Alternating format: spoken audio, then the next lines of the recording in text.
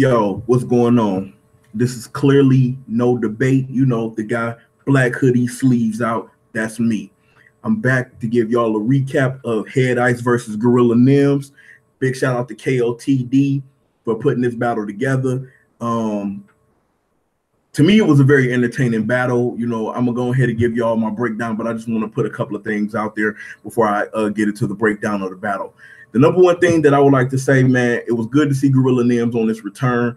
I thought he did pretty well, but at the same time, you know, coming from a person that's been watching battle rap and constantly watching battle rap, you could clearly see the difference between an active battle rapper versus a battle rapper that's been sitting for so long, and that was really the big standouts to me in this battle.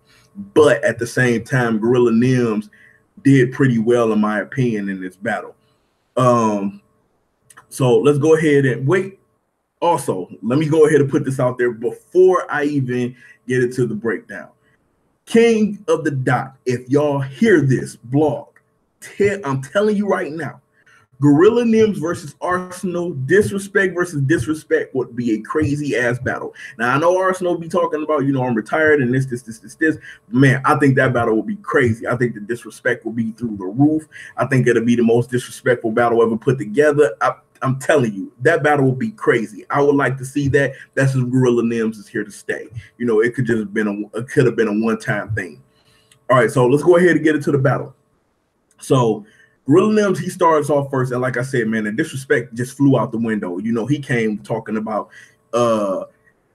smacking his dick on I.C.E.'s daughter's heads, fucking his daughter in the mouth, the whole nine. Like, he was just disrespectful with it, you know, and you know, he kept the momentum going or whatever. He had a couple of standouts to me. A few other standouts was, you know, he broke down his 30-win battle and Fight Club. And again, if y'all follow battle rap for a long time, as much as I have, you know that Gorilla Nems was one of those dudes that was getting busy during the Fight Club era. Of course, you know, he had a line where he was he said that, you know, if anybody screamed out Ice name, he said this to the crowd, if anybody screamed out Ice name, that, you know, him and his dudes was go jump in the crowd and, you know, get busy, was go wild out on the crowd or whatever and all of that. So that was dope or whatever, because for a minute after he said it, it was a cut, like it got quiet and it was like nobody didn't want to say Ice name. And then it was like when he got ready to start rapping again, one person said Ice, and then it was like 2, 3, 4, and then it was like the Ice chant started to grow. But by that time, when he first said the line, motherfuckers was quiet as hell. It was like you could hear a fucking rat piss on cotton when he said the line. So I like that line. Of course, he talked about, you know, one thing that to me that stood out. People slept on that one line where he was like, stomp, how him and his people stomp niggas out and laugh at the faces that they make. To me, that line was dope. But you know, the crowd kind of slept on that line or whatever. They really didn't react too tough to that line. He had a couple of other nice lines, you know, where he said, you know, knife to Head Ice head, you know, turn him to a couple of slush. You know, that was a crazy line. And like I said, all in all, Gorilla Nems, his first round was it was really, really stellar. I thought it was poised.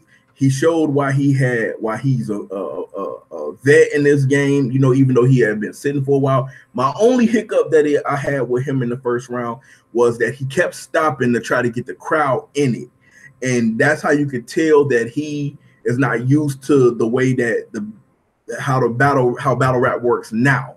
Because it was like, you know, throughout his rounds, he was going and then he'd stop and try to get the crowd in it, and then he'd get back into his flow, and then he'd stop, get the crowd in, and then he'd get back into his flow or whatever. And the biggest standout to me was he did that a lot in the first round. So to me, I thought his first round was pretty good. Especially, you know, seeing that he had been sitting for a while or whatever. Head Ice first round is on him.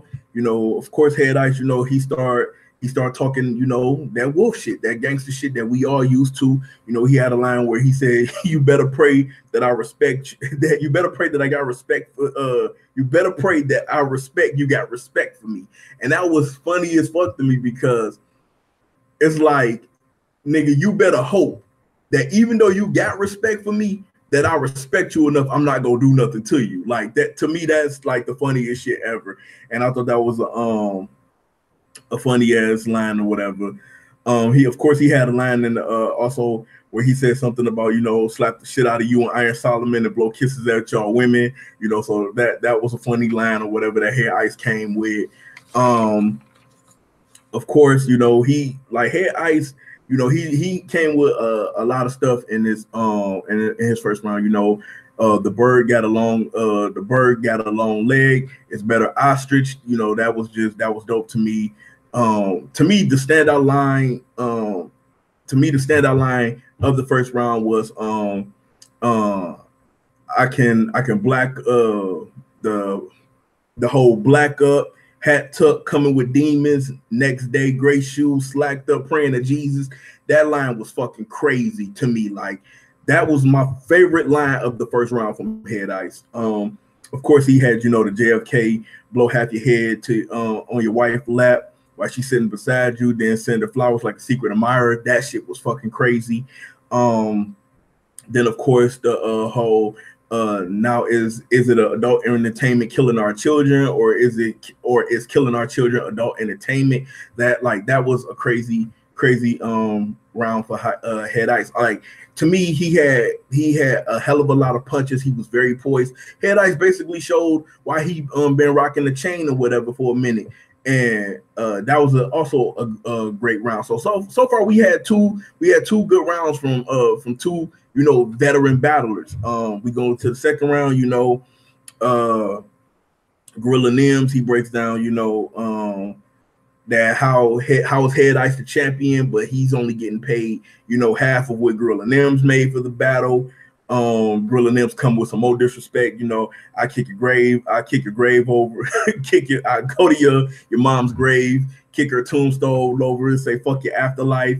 Of course, he had the pastry string line where he's talking about Head Ice, Kotd chains or whatever, you know, which was a shot at Kotd, you know, because I mean, if you King of the Dot champion and you seen the chains, you know, the chain strings is pretty nice. Where he called them pastry strings, said that's what they used to wrap up the cake with. Basically talked about you know, basically the chain Gorilla Nems had on his neck was worth like 25 of Ice's last battles and all of that shit. So Gorilla Nems was talking some shit. You know, he was swagging a little bit. He started to feel a little bit more comfortable. And then the one thing that stood out to me, he stopped stopping that. Let me stop my bars, get the crowd involved. He was just rapping. You know, he was getting busy. Of course, you know, he had to still call your mama a Gunther while I'm putting her child. You know, that was a crazy line or whatever. And then, of course, you know, more disrespect where he was like, I robbed this bitch nigga on his own block. You know, Gorilla Nems, like I said, he came with the hell of a disrespect in this battle or whatever. And it was a pretty solid second round for Gorilla Nems or whatever, but it was a lot better to me in his first round. Okay, so then we goes into Head Ice's second round or whatever. You know, Head Ice come with the code of the Planet of the Apes line, no Caesar. You know, of course, you know, he had the what was it, the gorilla that got killed, you know, that pulled the kid. He had that line and then was like, rest in peace to a real gorilla. Basically told him that he have Nems surrounded by ice. This is Bobby Mercer versus Victor Sweet. Everybody know, if you seen Four Brothers, how that battle ended. I mean, how that fight ended or whatever. They was, you know, fighting around ice or whatever. Of course, Head Ice had another crazy line where he was like, who told this walk in the park that he could walk through my parts, one howl at the moon and he'd get lost in the dark. That shit was fucking crazy. Then of course, you know, he was like, he had the shit bags that I give out resemble Skytail pagers, which was a funny line to me or whatever. So it was, again, Head Ice came again with another pretty solid second round. And to me, I felt like that the battle, honestly, it was still a really good battle. Like, to me, it wasn't no dip off. Like, the battle was still going. So it was, like I said, it was another good round from both of these guys or whatever. But like I said, Gorilla Nems' second round was a lot better than his first round because he was just he kept it rapping. He wasn't stopping playing for the crowd or anything like that. So of course, round 3 comes. Gorilla Nems talk about the rape allegation with Head Ice, like he really was going in with the rape allegation shit. And then of course, he said something about pulling out the gym star, giving him a facelift. And then of course, Gorilla Nems spit and actually, boom, if you look closely in his hand, a razor did come out. So big, and I know a couple of people that actually are good at it. Shout out to my brother. He's one of the people that are good at it. But shout out to Gorilla Nems for fucking rapping with a damn razor in your motherfucking mouth, because that shit is impressive. But of course he pulled out the razor or whatever. Then of course he got on the crowd telling them, don't be a wolf in sheep's clothing, basically talking about why is y'all following, Head Ice when, he allegedly, was fucking raping women and shit. And then of course, he came with the, I'm from Brooklyn where anybody could get it. You from Harlem where it seems like everybody be snitching. Of course, Gorilla Nems went into a lot of names of motherfucking Harlem legends that was snitching and all of that shit. And then of course, he come with some more disrespect, talking about, your dead mom's is up in heaven sucking my dad's cock and all of that shit. So that was funny to me. Of course, he spoke a little bit about the Cali situation and then said, he was able to still make it back to Coney Island like the Warriors. I really like that line. If anybody ever seen the Warriors, first of all, smack yourself because you never seen the Warriors. But then second of all, if you seen the Warriors, then you understand, that's a pretty dope line. Of course, that was probably Nems' best round to me. My personal opinion, that was his best round. He was coming with some shit. He was coming with the disrespect. He was coming with, some storytelling. He brought it all in that third round. Excuse me. On to Head Ice's third round, he broke down, how his mom always knew he had issues, because this motherfucker said, he had a handful of dead ladybugs or whatever and was naming them and planning their funerals and all of that shit. So I was like, damn, okay, yeah, that's some screw loose shit, my nigga. Of course, he also brought up the Cali shit or whatever, and then talked about that Nems turned around and did a blog or whatever because, a bunch of Cali niggas wanted to put hands on him and all of that and all this other kind of stuff.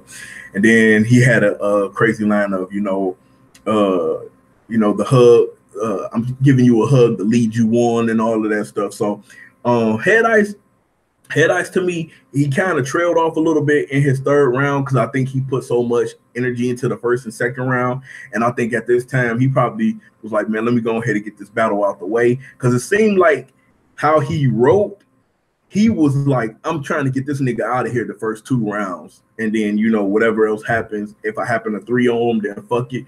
But I'm really trying to get him out of here the first 2 rounds. And like I said, big shout out to King of the Dot because I thought it was a really, really good battle between both Head Ice and Gorilla Nems. And like I said, Gorilla Nems had been sitting for a while, so it was his first battle back. So I'm really not taking nothing away from him. And then King of the Dot, if you go to their page, they labeled it an exhibition match. So it almost was like, okay, the battle really don't count or whatever. But, seeing that it was 4 rounds from both of these guys, and I'm giving a result, I am giving this battle to Head Ice. I gave Head Ice the first round, I gave Head Ice the second round, and I gave Gorilla Nems the third round. The second round was a little bit closer, I will say that. But like I said, I just thought that Head Ice had a lot of crazy shit that went on or whatever. And like I said, Head Ice to me, Head Ice really just showed why he's the KOTD champion right now. Well, the 2-time reigning KOTD champion, and we'll see, what's gonna happen in the future for Head Ice. I most definitely would like to see Gorilla Nems battle again or whatever, because I thought he did pretty well. And to me, we go see how everything is going to unfold, as the rest of these battles continue to drop. I do know that Chilla and Iron Solomon dropped, so I'm gonna get a chance to get around to watching that. Like I said, I've been so busy, and it's like now I'm trying to catch up on all of the battles and stuff. So it's like if I wasn't able to order the event at the time, due to whatever reasons, then, I'm just playing catch up right now. So again, big shout out to King of the Dot, because I thought that the battle was crazy. I thought Gorilla Nems did a hell of a good job. I thought Head Ice did this motherfucking thing. And to me, if you have not checked out the battle yet, I will urge y'all to most definitely check out the battle, because I think it is worth watching. The bars are there in this battle. The disrespect is there in that battle. The entertainment factor is there in that battle. Scale of 1 to 10, I give this battle an 8. And to me, it has some replay value. I'm not gonna say it has wild replay value, but it has some replay value. So this is clearly no debate. I will be hollering at y'all next time, and I'm out this bitch.